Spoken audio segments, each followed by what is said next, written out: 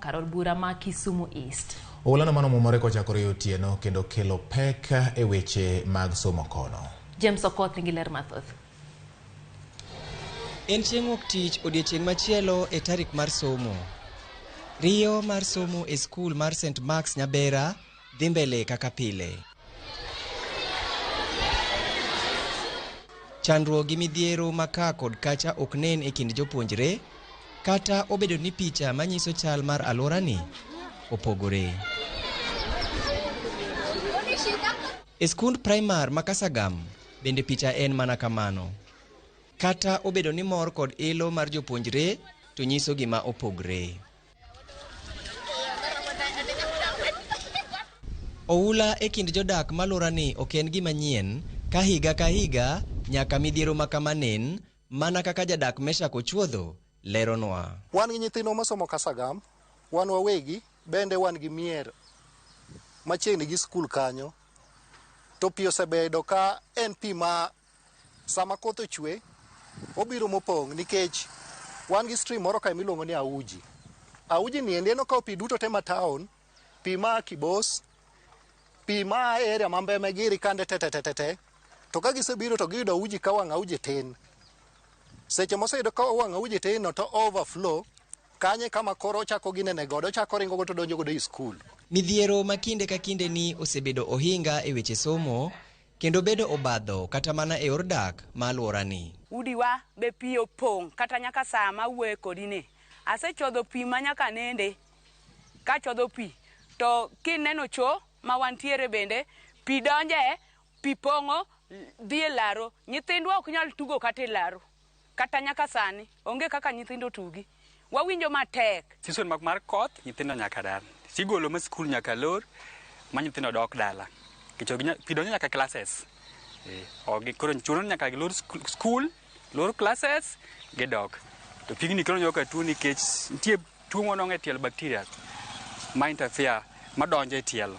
Suna, malaria okelo duto te. Tunanunua viatu baada ya siku 3, tunanunua kwa watoto kwa maana watoto wanapenda maji.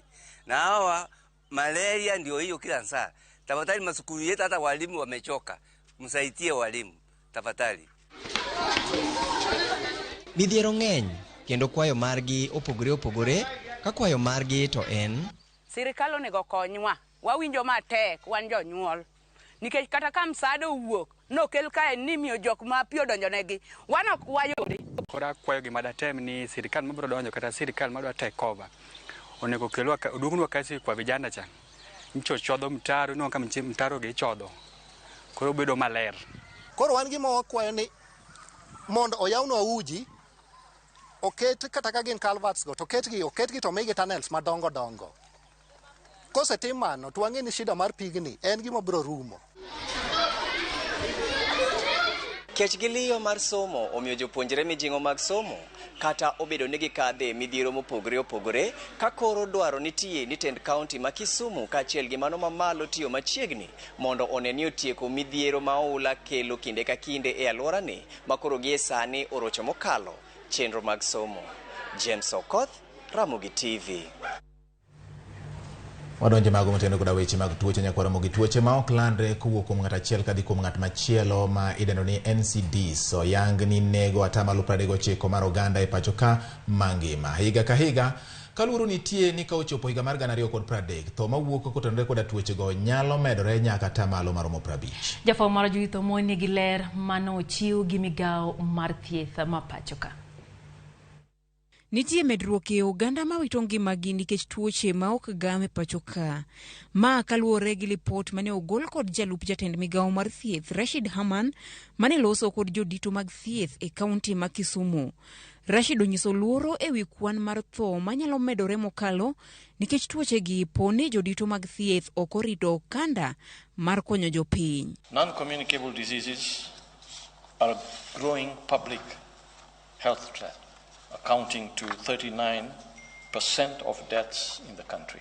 The patients coming to you at some point when they have some symptoms, most cases when these symptoms are late-stage symptoms. Okay, so instead of waiting for patients to come, we as health need to go down. We need to be proactive. We need to move down to the community levels. And really our focus is at that community level because we think that is where the dividends will come from if we invest well in that area.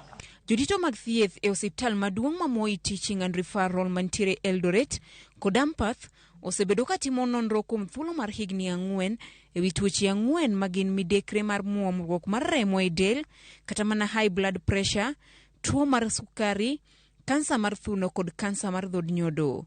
Nonro mar migawo mar thieth yango ni achiel kuom ji 4 iyudo gi midekre mar muomruok mar remo, ka 2.4% mar jo Kenya ni kod tuo mar sukari.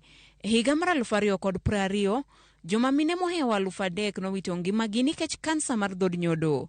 Kaluwore gi nonro no, higa ka higa mine mohewo 6,000 iyudo kod kansa mar thuno.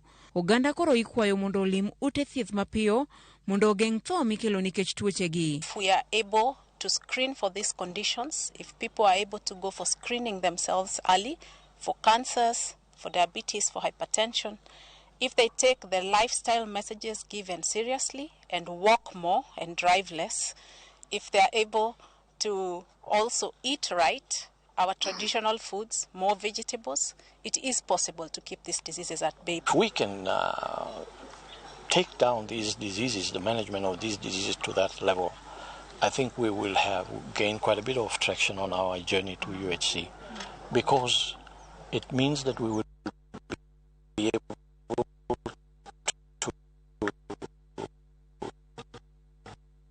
deal with these diseases at very early stages.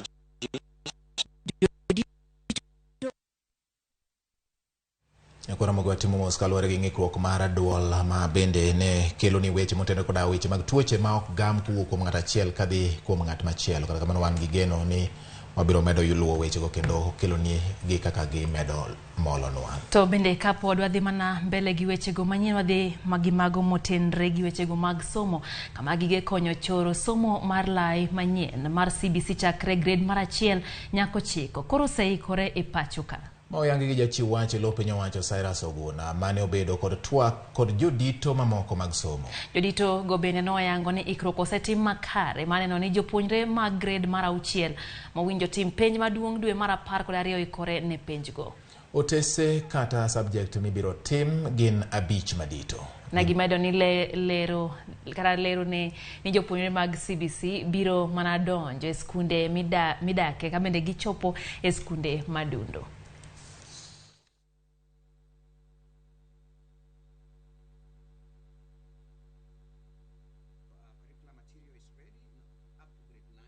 So we are actually at grade 6 now, but we are beyond where we are right now. We are giving a summative assessment at the end of grade 6, which will be done for the first time December this year. And it will be multiple choice kind of questions that will have 5 papers composed of English, mathematics, Kiswahili, integrated science, where we are combining science and technology, we are combining home science, agriculture, and physical health education. And the last paper, which we are calling Creative Arts and Social Sciences, which will be combining art and craft, music, social studies, and religious education, that is CRE, Islamic and Hindu religious education.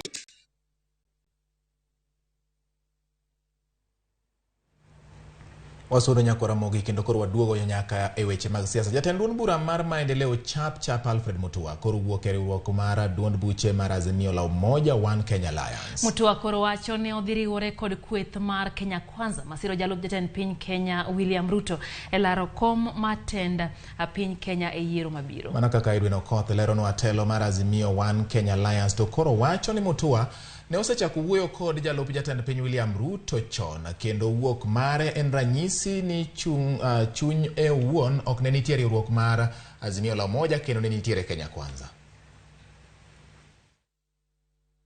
Jatend chap Alfred Mutua wacho ni achiel kuom gik ma ogole riwruok duond buche mar Azimio la Umoja One Kenya Alliance en okang' mar bedo kod kuonde moyedhi ne duond buche mamoko mondo ema ochung jogo malaro kom kata zoning.